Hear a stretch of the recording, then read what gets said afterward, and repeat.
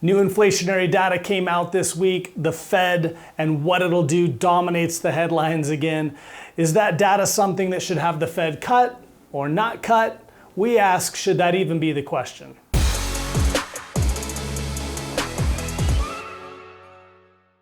We've talked about this before, but why the heck do we do these commentaries? Why do we share all this information? Is there something, clients will often ask us, is there something I'm supposed to do? And the answer more times than not is no. We're sharing the information to help you understand what all may happen out there to eliminate as much as we possibly can the element of surprise.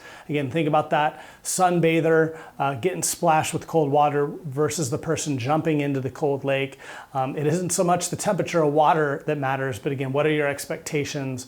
What are you prepped and ready for? And we want to try to prep you for as many things as are out there. And more times than not, if you start seeing us get a little too bearish or bullish, it has less to do with our house view, if we ever have such a thing, as it is us just trying to counterweight the prevailing sentiment to keep us all as balanced as we possibly can be as investors, focused on, as we'll get to the very end, those things we can actually control, those things that can actually provide the most value and benefit to our financial lives.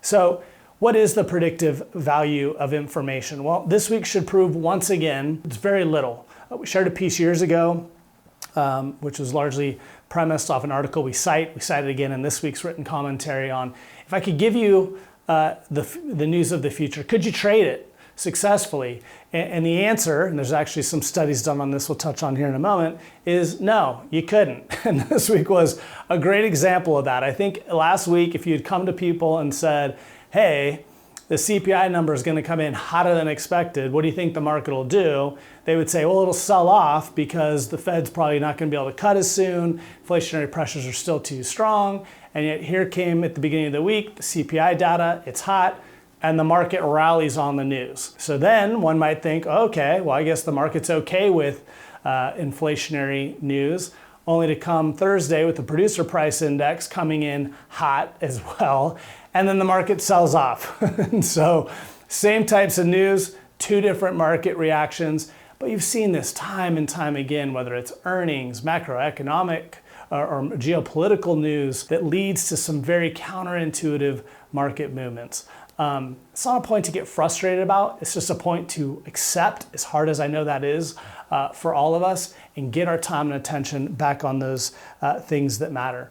There's a great article written years ago, as I just alluded to, by Avi Gilbert, cited in the written commentary, but he cited some great studies. One, a 1998 study done by Cutler, Paterba, and Summer that concluded macroeconomic news only explains about a fifth of market movements. And that was with the benefit of hindsight, not attempting to predict. Another one was from 1998, an article from Tom Walker in the Atlanta Journal-Constitution, where he said, it's exceptionally difficult to identify a connection between market trading and dramatic surprise news. So here again, people have gone back, done the work, and looked.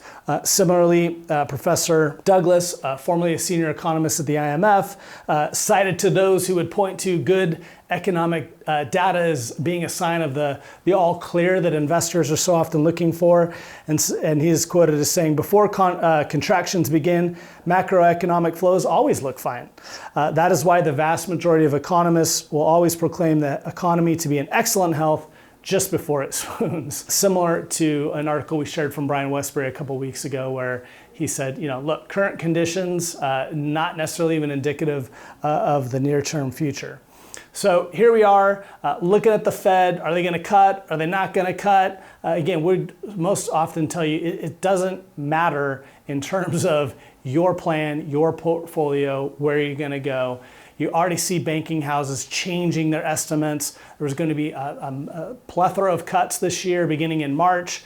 Now they're already kicking it to June and July. Many, like Ken Griffin of Citadel and Jamie Dimon of JP Morgan this week, coming out, as reported by Bloomberg, saying they want the Fed to be slow to try to cut. They don't want to risk stagflation or the need to resume hikes sooner rather than later.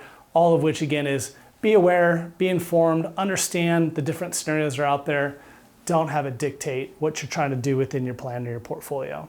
Second thing is AI bubble. There's a great chart from Apollo and Torsten Slok The AI bubble, the current distribution of PEs, price to earnings ratios, how expensive things are, has now exceeded March of 2000, which is, for those of us old enough, the prior top of the dot-com bubble. Something to be aware of. The price at which you buy things matters, even if they've got great growth, great story. Price you're paying for that growth matters. A point touched on by Marlena Lee, a PhD and global head of investment solutions at DFA, where she helps explain, again, this is in the written commentary, again, what the price you pay matters. If people thought these stocks were going to continue to go up at 50+% indefinitely, they're not going to issue stock because in a way they're giving up those returns. It's far below their cost of debt. And so, again, cautioning for those expecting just recent history to repeat and repeat and repeat, and maybe moving into those stocks with a lot of momentum, urging strong caution. So then what do we focus on? What are those frameworks that we need to think and consider? We'll be back to the psychology of money, lots of chapters, lots of great insights that we want to continue to bring back, share some anew, some things we've touched on even in prior commentaries ourselves. But we want to come back to that live methodology. First is liquidity and leverage. How much of it do you need, and how much is too dangerous in the form of leverage in your life? Those L's, those are big things that one needs to be considered about. Huge area, the thing that probably derails in terms of not having appropriate liquidity or having too much leverage. So many great financial plans, maybe even so many great portfolios that if they had been given time would have worked out, but get again derailed by an emergency need. Number two is income generation. If you got cash flow through whatever source that you can count on, again, that's something that not only is going to help extend the longevity of your financial life, but also buy you time for maybe some of those more risky or speculative investments that'll help your account grow, have the time they need to succeed. V, volatility protection. How much volatility can one stomach? The reality is we all have a limit of how much volatility we can put up with before we're going to start making decisions that aren't constructive. It's okay. It's, again, as we've shared in the past, just part of how we're all wired. We need to build a plan that addresses it. We need to try to ascertain what that is and make sure we stay in those confines, because again, time in the market rather than timing the market is critical. And this V is a big piece of being able to stay in even when things get hard. And lastly is expected total return. How much do you really need? How much do you need in light of those earlier principles? Because these are all interchangeable. Put your time here, understand it. Understand how your plan or your portfolio speaks to each of those things is so much more critically important than whether the Fed's gonna cut in June or September. If you have any questions on any of that anytime, reach out, we're always happy to help.